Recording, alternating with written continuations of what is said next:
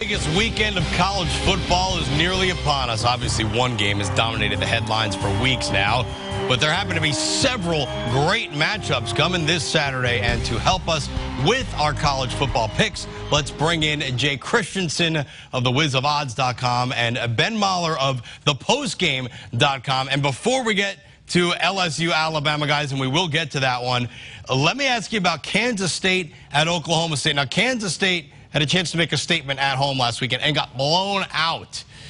Jay, what makes you think that the Wildcats are now going to go into Stillwater and beat Oklahoma State? Several reasons. I've been around this game for quite some time, and I've learned long ago to never pick against Bill Snyder. I think he's the best coach in college football. You could take Les Miles, you could take Nick Saban, you could put them in Manhattan, Kansas, and they wouldn't win a fraction of the games that Bill Snyder has. That said, Oklahoma State's defense is 111th in the nation, and their turnover margin is first. They're living on the edge, and I think Kansas State is going to surprise a lot of people this Saturday. Well, Jay, you're absolutely wrong on that. And it's not the 1980s anymore. Kansas State runs an outdated style of football. It's 2011. And if anything, you've got to admit, Jay, they were exposed against Oklahoma. Oklahoma went up and down the field. Oklahoma State's better. In my opinion, they're better offensively than Oklahoma. The numbers might not dictate that. The numbers are close. But here's the thing. Oklahoma State's defense has been terrible, but they've given up a lot of points in the fourth quarter. And what's Kansas State going to do running the ball when they fall behind? You know they're going to be behind in this game. They can't pass the ball. This is a bad combination. This has blowout written all over it. All right, we'll move on to it. Okay, no, go on. Answer that. Yeah, no, I know Oklahoma State has plenty of firepower on offense, but the fact of the matter is they have to have the ball. And I think Kansas State's going to be able to run it and keep the ball away from Oklahoma State. We'll move on to another game in the Big 12. And this game, to me, speaks to sort of either what you want to call parity in the Big 12 or maybe even mediocrity of Texas Tech, which goes into Oklahoma and wins, obviously, over the Sooners. I think it's blown out by Iowa State, and I just don't get it. And now Texas Tech is on the road this week at Texas. Ben, who do you have in that one? Well, clearly, I'm going to take Texas. I got to tell you, I praised on your show, Russ, I praised Tommy Tuberville after they beat Oklahoma, and there's no excuse for what happened to the Red Raiders against Iowa State. You got to blame Tuberville for that. They weren't ready to play. They lost 41-7 to Iowa State. It's hard for me to believe that Texas Tech can win against Oklahoma on the road and against Texas in the same season. I realize Texas isn't as good, but they can run the ball. Mac Brown's team, I think they're averaging close to 220 yards on the ground.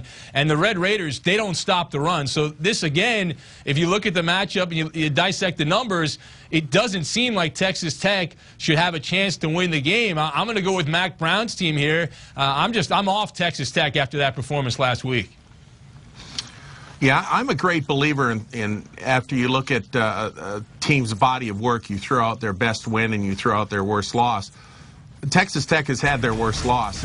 They obviously were coming off a huge victory against Oklahoma, a game where, yeah, they were probably living it up a little bit that week. So with Texas coming up, it was a trap game for them, and they got trapped. I think Texas Tech is going to be ready to play. They're going to be angry.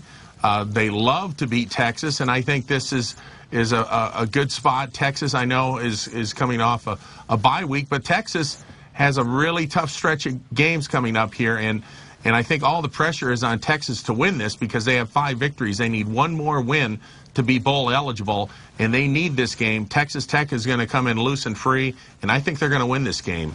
Yeah, Jay, I get where you're coming from, but there's a serious hole in your logic. If you're throwing out their best win and their worst loss, sure, their worst loss is against Iowa State. Their best win is against Oklahoma. You might have to throw that one out, too. We'll go out west now. Oregon at Washington. Talk about a team that might be looking ahead. Oregon plays Stanford in a week's time. Any chance that the Huskies catch the Ducks napping, Jay? I do like Washington to play this game very well. I think they're going to be in this game throughout. This is their last home game. Washington has played a tougher schedule. They played Nebraska. They've already played Stanford. Those are their 2 losses. they're one of these like sneaky good teams, and I really think Washington, Oregon's got some injury issues. I think this is a good spot for the Huskies playing at home. Jay, you're wrong again, Jay. I mean, you're wrong about all these games. You look at you mentioned Washington's schedule. The two best teams they played, they got crushed in. They lost by 44 points when they played Stanford, and you're pretty much guaranteed when you play against the Huskies defense this year to get over 400 yards. They've given up over 400 yards to every Division I, if you will. I still use that term, not FBS, Division I opponent this year. And yeah, it might be a trap game. That's what the experts say. But it's only a trap game if you can stop Oregon. I saw Stanford in person last week against USC. Oregon probably has more team speed than Stanford, and Stanford scored at will against Washington. I just don't see it. I know there's some bigger games to come. Obviously, the look ahead to Stanford for Oregon. But they're not going to lose this game, because if they lose this game, the next game means nothing, really. And there is a bigger game this weekend. We come to the one, number 1 versus number 2, LSU at Alabama. And Jay, I'll let you begin. Who you have and why? Alabama's going to win this game, Russ. They've got the Tigers at home.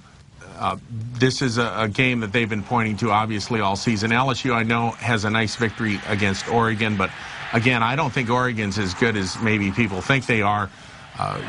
Alabama, these teams, obviously, it's going to be a punt fest, but the fact that Alabama is playing at home, I think, is just going to be too much for LSU to overcome.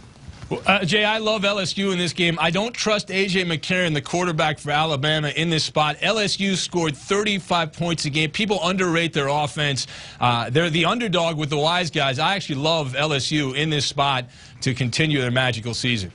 Jay Christensen from thewizofodds.com, Ben Mahler from thepostgame.com. We'll see next week how you guys did, and we'll look ahead to the next slate of games. Coming up on NBC Sports Talk, NHL. Sharks captain Joe Thornton called the Rangers soft. John Tortorella fired back.